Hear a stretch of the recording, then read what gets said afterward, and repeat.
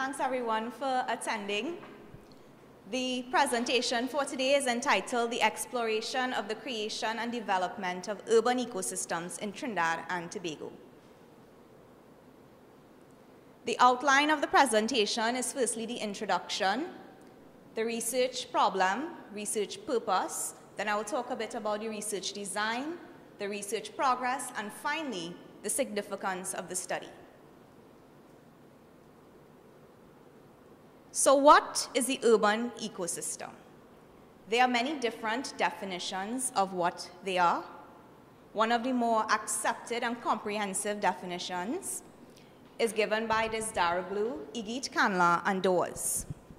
And they define the urban ecosystem as a dynamic ecological space composed of the natural and built environments whose interactions are characterized by the cultural and socio-economic settings within urban ecosystems. There has been an increasing trend in global urbanization, according to the United Nations. The world urban population has surpassed the rural with 3.42 billion people. The world urban population is expected to increase by 84% by 2050, and the majority of this increase is expected to be done in developing regions. Future projections indicate that not only will the urban population increase, but the urban acreage. And locally, we also see this increasing urbanization trend. Okay, this map shows the urban-rural divide as defined by the Central Statistical Office in the country.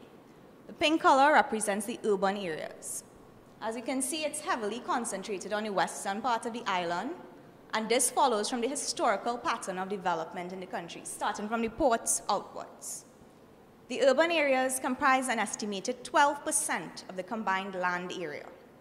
However, they are home to the majority of the population. 60% of our population live in the urban areas. The current urban-rural definition in this country is a dichotomous one. And whilst this is important for giving us information at certain scales, it is limited in understanding the effects of urbanization. Improved understanding can be obtained by developing a tool that can facilitate analysis of effects along an urban-rural gradient. Now, this project takes an ecosystem perspective to the urban areas.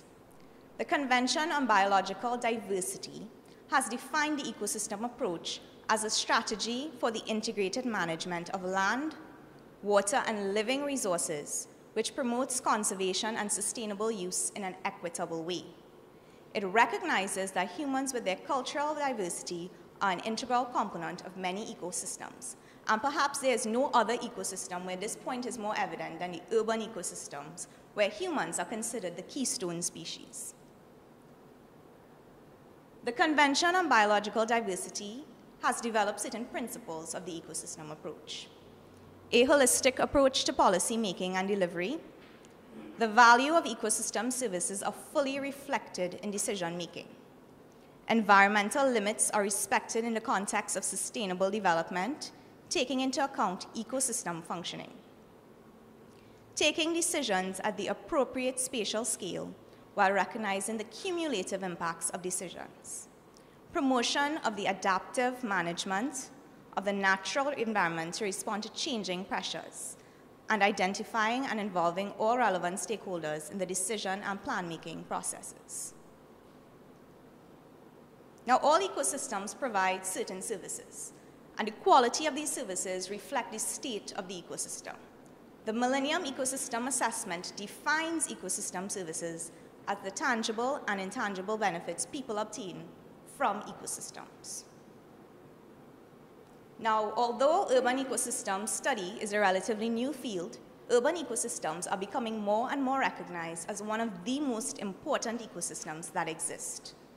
According to the United Nations and International Council for Science, they are the centers of economic, physical, social, and cultural development. They provide unique and diverse ecosystem services, such as healthcare services, transportation, and recreational services. They are sites of social transformation. investments have been done in these areas in human development, addressing issues of age, gender, and race. Additionally, diversity of urban conditions have altered and created new cultural rules and social hierarchies. Urban ecosystems have always been sites of innovation. Cities have been the crossroads where diverse cultures meet and interact. It is within these areas that emerging technologies are demonstrated, as well as innovative social and cultural institutions. They have changed the patterns of access to and demand for resources. They are interconnected and impact upon rural areas and the natural environment, so that policies and programs targeted at the urban ecosystems, such as sustainable development policies and programs, can significantly impact upon rural and more natural systems.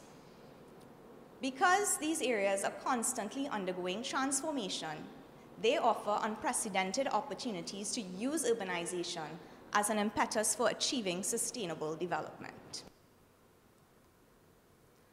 With proper management, we can achieve effective technology utilization, improved access, and greater economic growth with lowest resource inputs, reduced environmental-related issues, and lowered social costs. So many opportunities lie within these areas. However, urban ecosystems are not without serious challenges. As urbanization increases, so do the cost of critical services to well-being, as well as the strain on the environment and natural resources. Increase in provision of certain ecosystem services are often done at the expense of others. There is unequal access within the urban ecosystems, as well as between urban and less urban systems. And this figure just summarizes the main effects of urban development on the physical environment, human health, and well-being. Urban development is often associated with lowered air quality, both indoor and outdoor, lower water quality, high solid waste generation, increased noise levels, habitat fragmentation, and increase in flood events and intensities in areas that are not traditionally prone to flooding. Beyond exposure to pollutants and impacts on the physical environment, urban development influences the ability of an individual to get physical activity, which can in turn contribute on obesity and certain chronic diseases. It is often associated with decreased emotional health and community engagement, and increased crime levels and fear of crime. So now the research problem. Growing urbanization creates serious challenges and opportunities.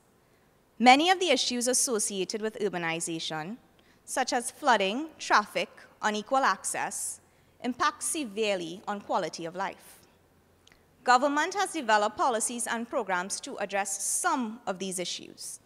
However, they lack a holistic perspective needed to address the complex matrix of issues in urban areas which the ecosystem approach can provide. It is critical to develop an approach and tools which can be utilized to add to knowledge on how urbanization impacts on the quality of life of human inhabitants.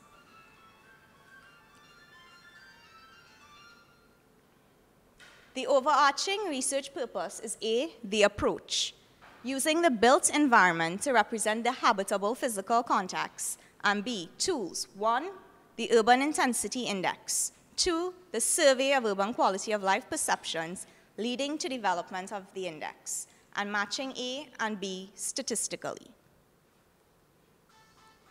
The main aims, or the specific aims of the research are to identify main indicators of urbanization in Trinidad and Tobago, to develop a statistically valid index of urban intensity incorporating this indicator set, to develop perception indicators of ecosystem services critical to quality of life, to identify main aspects of positive environmental behavior and develop indicators of these aspects, to identify main aspects of disturbance in the urban ecosystem and develop indicators of these, to develop an urban quality of life tool incorporating ecosystem services, positive environmental behavior, and disturbance, and to assess the relationship between level of urbanization and perception of urban quality of life index. Now, these could be rephrased as questions, but there's one question I wanted to highlight, and that is, how can the outputs of this study be used to support local urban sustainability initiatives? Now, it is part of the mission of UTT to take research developed and apply it to the relevant industry.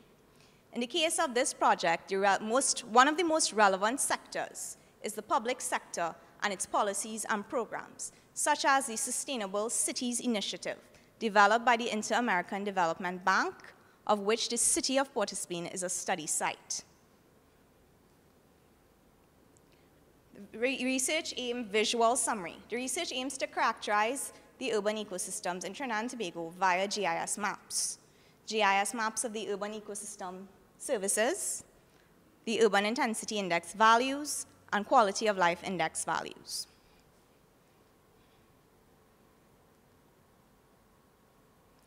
So this diagram illustrates the research design. Firstly, the theoretical framework provides a basis for indicator selection for the urban intensity index and identification of the dimensions of urban quality of life for construction of the questionnaire. Once the indicators are selected for the urban intensity index, secondary data is collected from census and national surveys. Multivariate statistical analysis is done on the data set and used to develop the urban intensity index. Once developed, the urban intensity index will be applied in study site selection for administering the perception questionnaire, where primary data will be collected. Once the data is collected, multivariate analysis will be done and used to construct the index. Both the urban intensity index and the perception index will be analyzed, their relationships analyzed. Results will be presented via charts and GIS maps and recommendations made. Air noise monitoring data from UTT may also be incorporated once available. Now, I just wanted to say a few words on the gradient approach that this project takes to studying urban ecosystems. Critical to any ecosystem study is defining the boundaries of the ecosystem. But what is urban? There is no globally accepted definition of what constitutes an urban area. There is recognition that it refers to concentrations of people, resources, and processes in relatively dense agglomerations. Locally, we use a dichotomous definition based on population density, level of agricultural activity, and element of remoteness from urban hubs. However, according to the Millennium Ecosystem Assessment, Pickett and Cohen, as urbanization increases, the distinction between urban and rural is becoming less important. Many economic and social characteristics considered typically urban are increasingly being found among rural residents.